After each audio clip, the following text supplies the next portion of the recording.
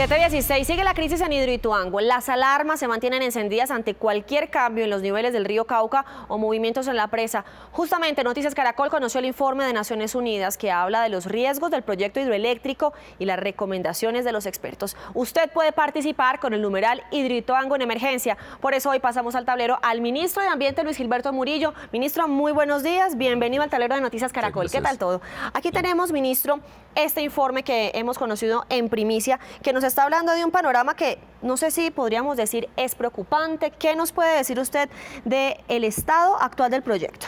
Bueno, en primer lugar, vale la pena resaltar que desde que se conoció de la emergencia del proyecto, recibimos la instrucción del presidente Santos de poder acompañar la respuesta de EPM, darle prioridad a tener a las comunidades a salvo, y esta es una respuesta que se está coordinando por parte del ministro de Minas y el señor director de la Unidad Nacional de Gestión del Riesgo. Bueno, aquí estamos hablando de 3 escenarios de los estados actual del proyecto, como nos lo muestra: la presa, la montaña, que hay debilitamiento de la parte interior, la inestabilidad de la ladera.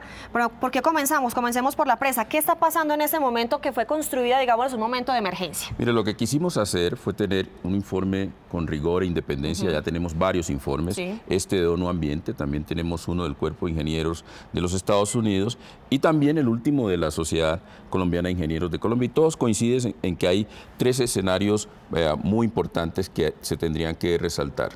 Un primer escenario que está asociado a los riesgos que genera la estabilidad geotécnica en la montaña. De los deslizamientos que se han presentado. Se pueden presentar deslizamientos adicionales que generen ciertos riesgos. ¿Cuáles son esos riesgos de posibles deslizamientos? Un primer riesgo puede ser que tengamos un volumen muy alto de desprendimiento. Veámoslo acá. Tengamos un volumen muy alto de desprendimiento de esta capa en esta montaña, que nos genere una onda o una ola que supere la cresta de la represa, y obviamente podamos tener un escenario muy complicado y de alto riesgo, frente al cual ya obviamente se han tomado medidas preventivas. Tenemos más de 15.000 personas evacuadas y se van a evacuar de manera preventiva cerca de 38.000 personas. El segundo riesgo es que pueda presentarse un desprendimiento en esta zona de los vertederos que tapone el vertedero y también genere que suba el nivel de la represa y pueda superar obviamente esta misma cresta. El segundo escenario tiene que ver con el agua que tenemos embalsada aquí, que son cerca de 1.700 millones de metros cúbicos en este momento. 1.700 millones. Exactamente. Está programado que en esta represa de 74 kilómetros va a tener el proyecto cerca de 2.400 millones de metros cúbicos. Ese riesgo puede afectar, obviamente, asociado a casa de máquinas. Sí, que en este momento está inundada. Que está por allí, se permite precisamente la descarga para que no podamos, que descarga por esta zona, para que no se tenga precisamente el riesgo de desplome de la presa, y obviamente el volumen que se tiene en la represa. Ese es el segundo escenario. ¿La cota en este momento en qué punto está? La cota de la represa está en 393.5 metros. 393. Exacto. Usted sabe que tenemos que llegar a una cota de 401 para que haya salida por los vertederos de Seso. Los vertederos ya están listos, se han superado. EPM, algo que hay que resaltar de este informe es que las respuestas que ha dado EPM han sido respuestas correctas en el marco de la emergencia. EPM llegó a la primera meta que se tenía de subir la presa a la cota 410. Sí, en la construcción. En la construcción, pero además ya están listos los vertederos. Eso da también un margen de tranquilidad. El tercer riesgo, que coincide en todos los informes, tiene que ver precisamente con el lleno prioritario que se hizo de manera acelerada para evitar, obviamente, también el overtopping de la presa. Y es esta zona que usted tiene aquí. Allí han establecido los informes que hay un riesgo de filtraciones que hay que monitorear muy bien para evitar que se presente con el aumento de la cota de la represa y con el aumento de la presión, que se pueda presentar también una falla en este lleno prioritario y mire que lo que dice, ministro. Hay riesgo de erosión debido al efecto onda y las corrientes cuando el vertedero entra en operación. ¿Esto qué quiere decir? Mire, de todas maneras, cuando el vertedero ya está listo, se han tomado todas las medidas, va a entrar en operación y hay que monitorearlo. La instrucción que recibimos del señor presidente y que se ha aplicado es crear un centro integrado de información técnica para todo el monitoreo. Se están monitoreando las variables en tiempo real para evitar que esto suceda. Y asimismo EPM está tomando medidas para poder reforzar la presa para que este lleno prioritario no vaya a fallar. Entonces, en cada uno de estos riesgos se están tomando medidas para poder minimizar ese riesgo y que no se presente el escenario extremo frente al cual hemos venido trabajando. Dos cosas, ministro. Entonces, ¿se tiene que hacer un reforzamiento de la presa cuando ya esté todo listo? Exactamente, toda esta zona. El reforzamiento se está trabajando para llegar a la cota 415, de la 415 a la 418 y después subir a la 435, que es la altura de diseño. Sin embargo, paralelamente se está haciendo el monitoreo y el reforzamiento del lleno prioritario para evitar que se materialicen las amenazas que nos dice el informe de ONU Ambiente. ¿Podrá funcionar la presa normalmente cuando ya esté terminado, cuando se supere la emergencia y cuando se haga ya el reforzamiento? Bueno, se va por etapas. Sí. Lo ideal precisamente es poder lograr que esta presa se estabilice y que pueda cumplir con los propósitos para el cual se creó, pero vienen etapas que se tienen que superar desde la perspectiva del riesgo. Lo primero, controlar el proyecto, que implica controlar los flujos de agua.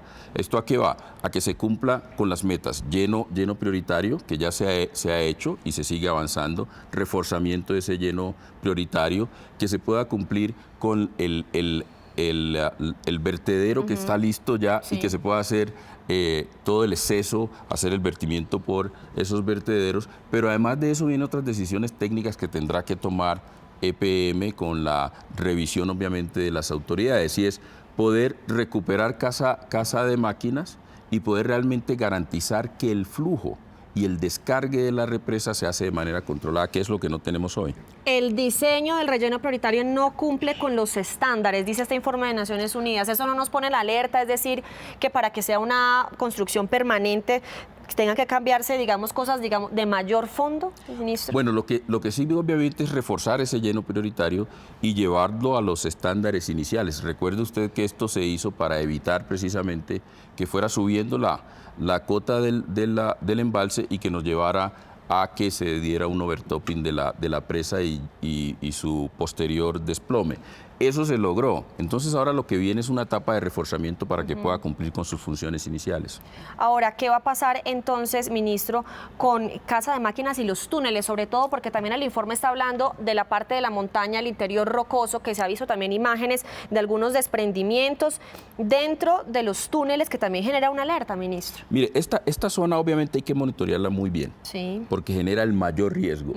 Y ese riesgo hay precisamente que controlarlo. ¿Qué pasa con los túneles? Obviamente lo que está planteando la empresa es precisamente entrar a revisar, poder taponar uno de los túneles y hacer un sistema de descargue que le dé la confianza a la empresa de que se disminuyen los riesgos porque hay descargue controlado. Esas son etapas que van a seguir, pero la primera etapa que tenemos hoy es poder monitorear esto muy bien, seguir descargando por casa de máquinas, poder completar el lleno prioritario y una vez se haga esto, poder establecer qué tipo de medidas técnicas de ingeniería se tendrían que hacer para recuperar casa de máquinas y poder permitir descarga controlada. El mayor riesgo en este momento o el mayor temor, digamos, podría ser un desprendimiento de la montaña y que, digamos, pueda superar el agua la altura en este momento de la presa. El riesgo mayor que tenemos precisamente es el desprendimiento de grandes volúmenes aquí. Y eso hay que monitorearlo muy bien porque generaría una situación muy complicada con dos eventos principales. El de la onda que puede sobrepasar la presa o el del taponamiento de vertederos. Pero igualmente hay que monitorear qué sucede con caudales, qué sucede con el lleno de la represa y su impacto sobre casa de máquinas. E igualmente hay que monitorear esta zona que es muy importante del lleno prioritario y sus filtraciones. Y eso es lo que se está haciendo en el Centro de Monitoreo y de Información Técnica, permanentemente, con un esquema de semáforo para alertas en caso de evacuación, en caso de que se tenga que informar a las comunidades aguas abajo. Y mire usted que hay un trabajo permanente. Sí. Ayer se reunió la directiva de EPM con gobernadores, con alcaldes, para que conozcan de primera mano a qué amenaza y a qué riesgo nos enfrentamos. Pero el riesgo sigue siendo alto, ¿no, ministro? La presa, y es una de las conclusiones de todos los informes, Ajá. esta presa y el proyecto como tal siguen siendo de alto riesgo, lo dijo el señor presidente, y tenemos que tomar todas las medidas, y por eso hay que mantener a las comunidades que se han establecido en la alerta en evacuación preventiva. Mañana, precisamente, también va a estar en la zona, como casi todos los días, el señor ministro de Minas con la directora de la ANLA, el señor director de la Agencia Nacional de Gestión de Además Riesgo. esto, mire, porque dice que EPM no transmite información de monitoreo del deslizamiento en una forma que no es clara para los actores de la emergencia, es decir, que ha habido confusión para la gente, para los pobladores, que no se transmite la información, digamos, en un lenguaje que sea menos técnico. Eso es una de las conclusiones de este informe de Bueno, Naciones Unidas. al inicio de esta emergencia, obviamente que EPM transmitió la información que debería transmitir. Sin embargo, en una situación de estas a veces se presenta cierta confusión. Sí. ¿Qué se hizo para eso? Se creó este centro de monitoreo permanente y se está en un proceso de comunicación permanente, no solamente al interior de los que tenemos la responsabilidad de acompañar a EPM, sino también a las comunidades. Es decir, que las comunidades puedan conocer realmente qué medidas tienen que tomar para responder a esta amenaza. Bueno, ministro, gracias por estar con nosotros aquí echando lápiz en el tablero Caracol sobre lo que está pasando en realidad en Hidroituango. Muchas gracias. Un feliz día.